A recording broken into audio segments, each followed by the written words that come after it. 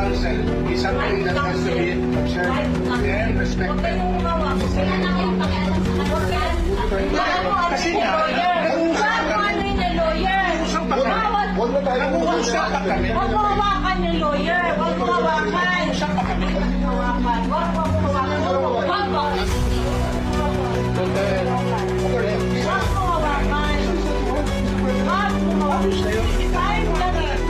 Kayo mga Huwag mo hawakan yung nanay ko!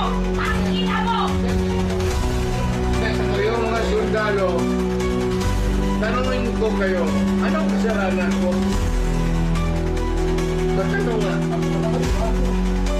Kayo, nandito ng kailan, ikaw, tanungin kita, anong kasalanan ko?